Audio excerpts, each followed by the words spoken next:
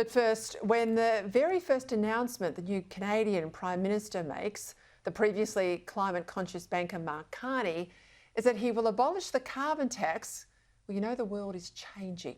My government will immediately eliminate the divisive consumer carbon tax on families and farmers and small and medium-sized businesses.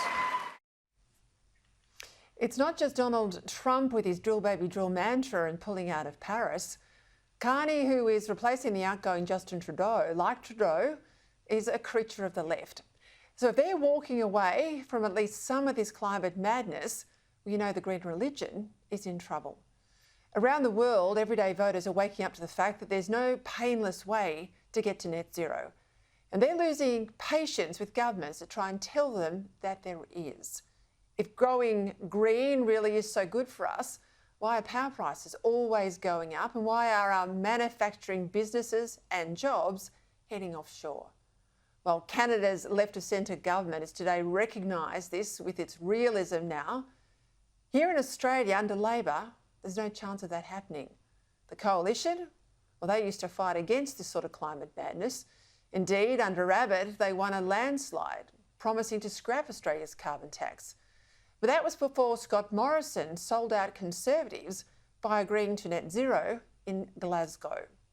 Now, Peter Dutton, of course, did not need to be told that there's little point destroying the economy just to cut emissions. Here he is today. We think the government's energy policy is crippling the economy at the moment. People see it in their food prices. They see it in electricity and gas prices as well. And he's right, but between now and when you vote, Labor's going to try and bury the real-life impacts of the net zero agenda. They've put the so-called nature positive plan on hold, plus on hold too approvals for offshore wind farms until after the election. After indicating for months that it would be done in February, the government won't make any announcements about future emissions targets either until after you vote. And you can be confident that the next default market offer on power prices, well, that'll be put off too, lest it further prove that the more intermittent power in the system, the more your bills skyrocket. But don't be fooled here. Chris Bowen hasn't gone away. The Albanese government hasn't changed its mind. It's just playing politics until you vote. Now, what should also worry taxpayers, now the election's been put off till May, is the massive big spending budget the Treasurer will now deliver in 2 weeks' time. It will be a budget of handouts. More money and energy rebates designed to mask the reality that it's Labor's own policies that are hurting households. And yet it's those same households paying record high taxes that are getting their money back to cover bills that need not be so high, but for renewables. It's a massive money go round. That's what it is. And Labor wants you to give them credit for taking your money and then giving it back to you to pay for bills that keep getting higher and higher because of decisions they make. Now, if you want a definition of fiscal madness, well, there it is.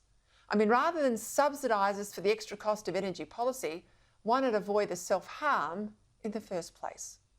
Consider Labor's economic record. 2 years of falling GDP per person, with productivity back to where it was 5 years ago. An 8% drop in real living standards thanks to inflation, energy and mortgage costs. The size of federal government, now at 28% of GDP, a peacetime record. There's real opportunity here for Peter Dutton. As today's news poll confirms, there's a consistent 3% swing away from Labor since the last election. As I pointed out in my newspaper column yesterday on the weekend, on a uniform basis, and swings are never uniform, but on a uniform basis, a 3% swing will give the Coalition an extra 10 seats. But they need 19 to govern in their own right, meaning that on the polls as they stand, this leaves us with a hung parliament and a very likely Labor, Greens, Teal sort of majority, one that's even more left-wing than the one we have now, that will want even more green rules, an even bigger state, less in defence spending, and a doubling down on the nation of tribes multiculturalism that's produced the rampant Jew hatred on Australian streets. To win in its own right, so to win a majority, the coalition needs a 4% swing. A little bit more than Tony Abbott got in 2013, a little bit less than John Howard got in 1996. And that means being stronger and more urgent on its existing themes. The world is more dangerous than ever, we know that, as the almost unchallenged Chinese circumnavigation of Australia shows. And we need to be more self-reliant than ever, as America's rough treatment of Ukraine shows.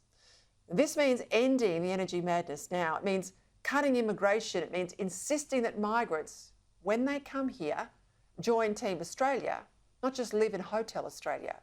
It means getting our schools and universities back to education, not indoctrination. It means flying one flag, not three. It means there are two genders, two sexes, not dozens and dozens. It means giving young people a head start in the housing market, not locking up their money in union super funds. And it means an end to wasting our money on roads that never get built, on public servants that never serve the public, and all the other ways that Labor wastes billions and billions of dollars every single day.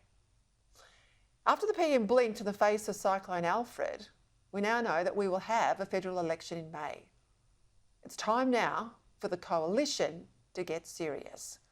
And it's time too for all of us to be focused on what sort of future we want for this country, because there's not much of a future ahead if we reward a weak Prime Minister with another term to lock in the damage he's already done.